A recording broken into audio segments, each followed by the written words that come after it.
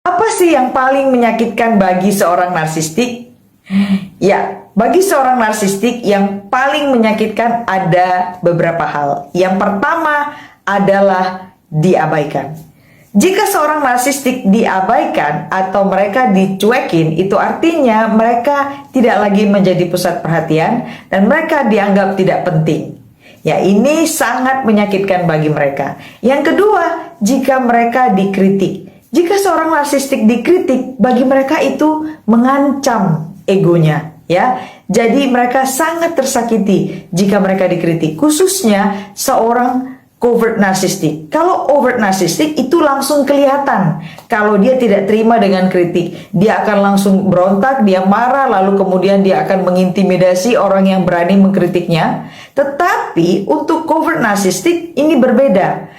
Mereka bisa seperti diam saja atau seperti berterima atau iya begitu ya dengan kritik tadi, tetapi setelah itu dia akan melakukan aksi balasan terhadap orang yang berani mengkritiknya.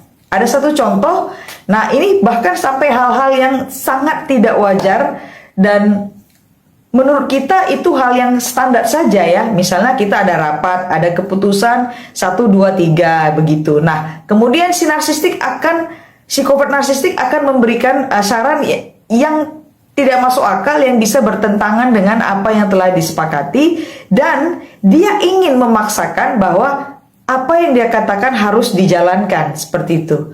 Nah, ketika tidak diterima pendapatnya, ya, maka dia akan mulai bergerilya menggunakan orang-orang lain untuk menyampaikan apa yang dia inginkan tadi yang tidak tersampaikan atau tidak diterima pada saat rapat.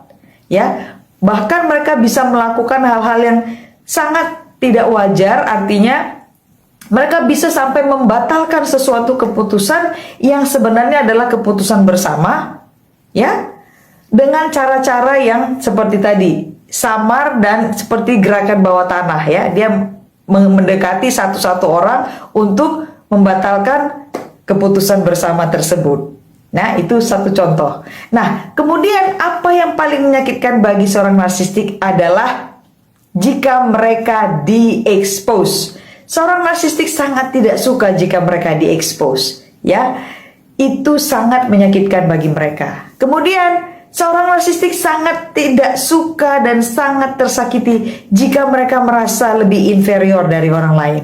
Jika mereka melihat ada orang lain yang memberi mereka tugas atau yang memberi perintah kepada mereka, itu mereka sangat stres dan sangat tidak terima. Begitu. Mereka ingin melakukan berbagai cara untuk menggantikan posisi yang lebih superior tadi dengan berbagai cara. Ya, mereka akan menyebar fitnah ke sana kemari, kemudian mencari orang-orang penting yang membuat keputusan supaya diganti posisi yang superior tadi dengan si covert narsistik. Seperti itu ya. Jadi hati-hati dengan narsistik yang ada di sekitar Anda, terutama yang sulit terdeteksi adalah covert narsistik. Pelajari lebih banyak tentang covert narsistik. Apa sih yang paling menyakitkan bagi seorang narsistik? Ya, bagi seorang narsistik yang paling menyakitkan ada beberapa hal. Yang pertama adalah diabaikan.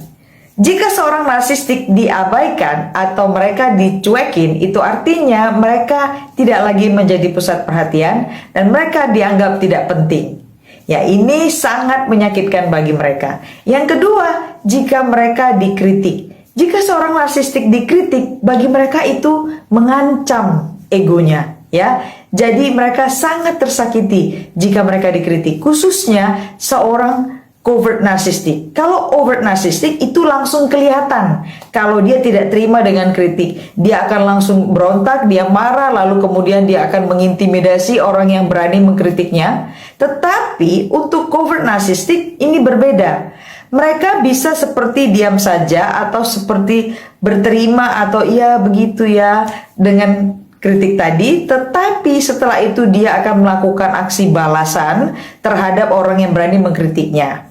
Ada satu contoh, nah ini bahkan sampai hal-hal yang sangat tidak wajar dan menurut kita itu hal yang standar saja ya. Misalnya kita ada rapat, ada keputusan 1, 2, 3 begitu. Nah, kemudian si psikopat narsistik akan memberikan saran yang tidak masuk akal, yang bisa bertentangan dengan apa yang telah disepakati, dan dia ingin memaksakan bahwa apa yang dia katakan harus dijalankan seperti itu. Nah, ketika tidak diterima pendapatnya, ya, maka dia akan mulai bergerilya menggunakan orang-orang lain untuk menyampaikan apa yang dia inginkan tadi yang tidak tersampaikan atau tidak diterima pada saat di rapat. Ya, bahkan mereka bisa melakukan hal-hal yang sangat tidak wajar, artinya mereka bisa sampai membatalkan sesuatu keputusan yang sebenarnya adalah keputusan bersama, ya, dengan cara-cara yang seperti tadi.